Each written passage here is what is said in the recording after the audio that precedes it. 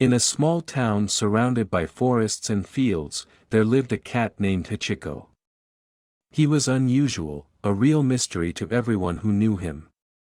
Hachiko stood out from other cats not only by his behavior, but also by his unusual appearance, which immediately attracted attention. Hachiko had thick gray fur, with white spots of various shapes and sizes. The most amazing feature of his appearance were his eyes, one emerald green and the other bright blue. This feature gave his gaze a hypnotic effect, making people wonder if some ancient wisdom was hiding behind these unusual eyes. Hachiko lived in an old wooden house owned by the Smith family. The house stood on the outskirts of the city, as if on the border between civilization and wildlife. The large garden around the house was a real paradise, where fruit trees and berry bushes bloomed, creating an ideal shelter for small animals and birds. With the ambush, a dense dark forest began, frightening and at the same time beckoning with its mystery. The Smith family adored Haddock, admiring his unique character and abilities. Unlike ordinary cats, Haddock made sounds similar to a quiet, melodious whistle. When he was particularly pleased, a low rumble would come out of his throat, reminiscent of distant thunderclaps. The most amazing thing about Hachiko was his behavior, which was more like a dog than a cat, for which he received his unusual nickname. He easily followed the commands that were usually used for dogs.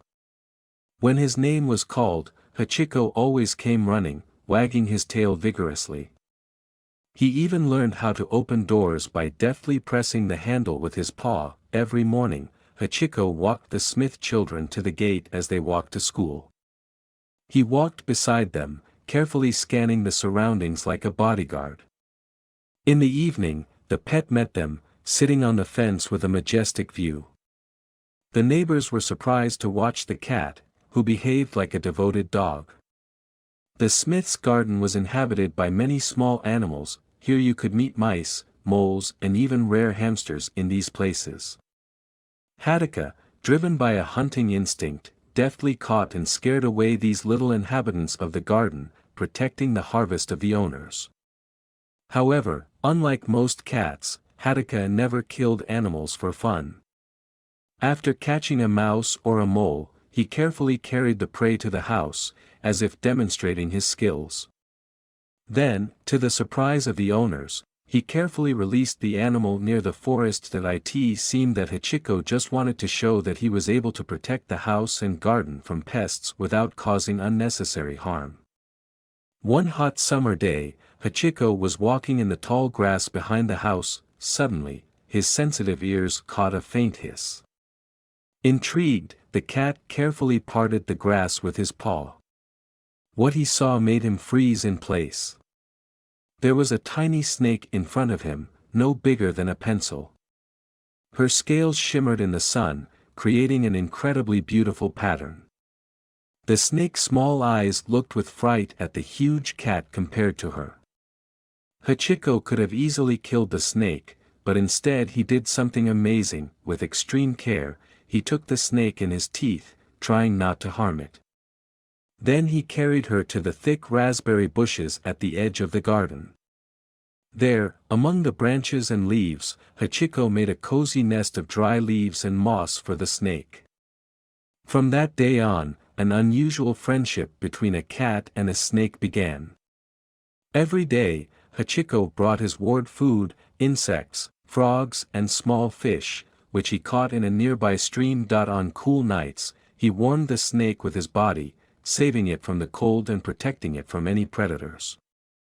Gradually, the snake got used to its unusual guardian and stopped being afraid of him. She even started crawling out of the shelter when she heard Haddock's approaching footsteps. Weeks and months passed, and the little snake grew. To Haddock's surprise, she grew much faster than he expected. After a few months, she turned into a large snake, and then something amazing turned out. It was a real cobra, which had never been seen in these parts before.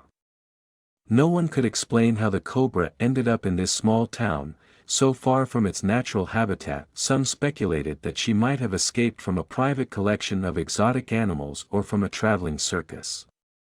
But anyway, Now this cobra lived in the garden and considered Haddock her family. Despite its impressive size and potential danger, the cobra was gentle with its guardian cat. She followed him around the garden, gracefully gliding between the plants and wrapping herself around his paws when he stopped. When Hachiko was resting in the shade of the trees, the cobra would settle down next to him, often resting its triangular head on his back, as if seeking protection and comfort. Hachiko, showing amazing wisdom, taught the cobra to stay away from home and people. It was as if he had explained to her that people could get scared and hurt her. The cobra seemed to understand this and began to live in the dense thickets of raspberries and blackberries at the far edge of the garden. These thickets became her home and fortress, from where she crawled out only at night to hunt. At night, the cobra turned into a tireless hunter. She caught mice, rats and other rodents that could harm the garden. Her presence created a kind of natural balance. The number of pests in the Smith's garden decreased significantly, which pleased the owners. The Smith family, of course, was unaware of their cat's unusual friendship. They just wondered why there were almost no rodents left in their garden. All the credit was attributed to Hachiko, who was praised for his excellent work in protecting the garden. No one could have imagined that the cat had a powerful ally in this matter. As the years passed, Hachiko gradually began to age. His movements became less rapid, his jumps less high. He couldn't hunt mice as well as he used to, but the cobra, as if understanding his friend's condition, was always there, ready to help him. Now the cobra was taking care of Hachiko. She brought him small animals that she caught during her night hunts. Sometimes the Smiths found dead mice and other rodents on the doorstep of the house, and wondered how their old cat still managed to hunt. They had no idea that these were gifts from his faithful snake girlfriend. One day, the quiet life of Haddock and his unusual girlfriend was disrupted by an unexpected event. A new family moved into the house next door. They had a huge, vicious dog named Rex. The dog was famous for its aggressive nature. He liked to have fights with other dogs and often offended the neighborhood cats, who fled in fear at his appearance. On a particularly hot summer day, Rex, taking advantage of the fact that the owners had forgotten to close the gate, made his way into the Smith's garden. He was attracted by the smell of an unfamiliar cat, and he decided to explore someone else's territory. At that time, Hachiko was basking in the sun, lying on an old bench near the house. He was dozing, unaware of the approaching danger. Suddenly, his keen ears caught the heavy footsteps of an approaching dog. The old cat tried to run away, but his paws were moving too slowly. Rex, seeing Haddock, bared his teeth and rushed to attack. He quickly caught up with the cat and pinned it to the ground with his massive paw. The dog's sharp teeth were already ready to bite into the throat of the defenseless Haddock, when suddenly a loud, menacing hiss cut through the air. A huge cobra crawled out of the dense thickets of raspberries. Her scales glistened in the sunlight, and her eyes burned with a fierce fire. The snake straightened to its full height, spreading its impressive hood.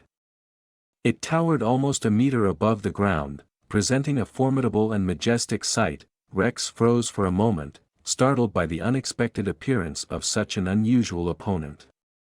His hunting instinct was fighting with his instinct for self-preservation. He had never encountered such a creature before. The cobra, without wasting a second, let out another threatening hiss and swiftly moved forward, covering Haddock with itself. Her movements were smooth and graceful, but at the same time filled with deadly danger. Rex, recovering quickly from the initial shock, decided that he could handle this strange enemy. He let go of Haddock and rushed at the cobra with a loud bark. Its massive jaws snapped in the air, but the snake was incredibly agile. The cobra deftly dodged the dog's attack, her body arched and she delivered a lightning strike, aiming straight at Rex's face. The snake's sharp teeth sank into the dog's nose, causing him to scream in pain and surprise. Rex shrank back, whimpering and shaking his head. Blood was dripping from the wound on his nose, and there was obvious confusion in his eyes. He clearly did not expect his opponent to be so fast and dangerous. The cobra did not develop its advantage. Instead, she crawled back, continuing to cover Hachiko with herself.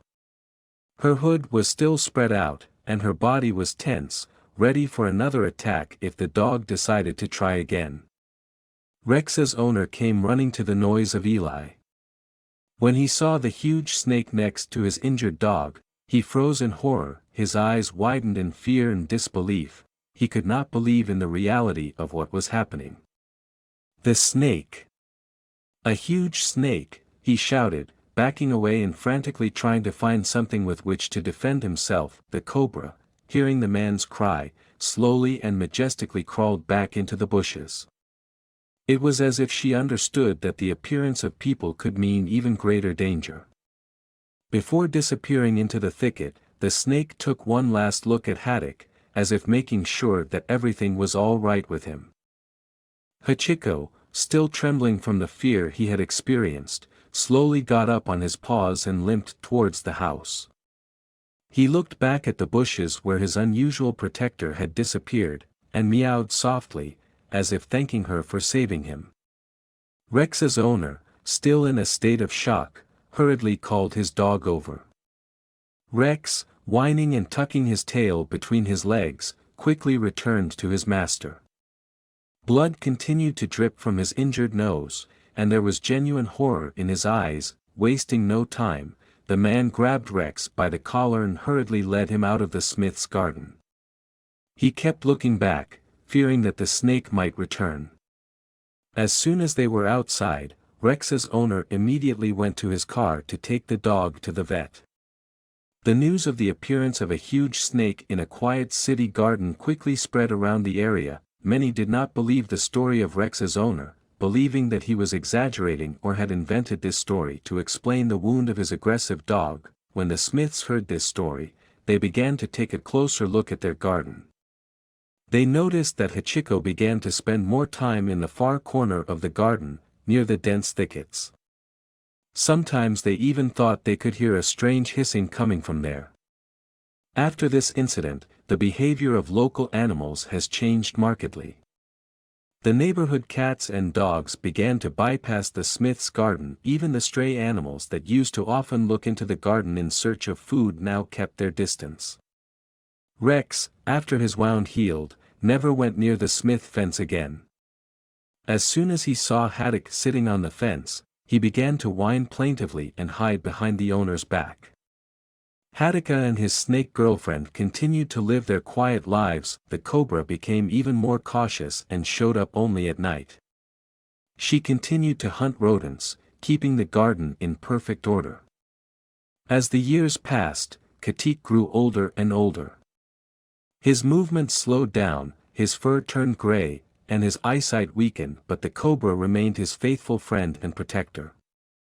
Every night she crawled to the window of Hachiko's bedroom, as if checking if everything was all right with him. When Hachiko passed away, the Smiths buried him in the garden under an old tree. After Hachiko's death, the cobra was never seen or heard from again. It was as if she had disappeared forever, having fulfilled her duty to her friend. This unusual story of friendship between an ordinary domestic cat and a huge cobra has become a local legend. She reminded people that true friendship can arise between a variety of beings, overcoming all barriers and prejudices.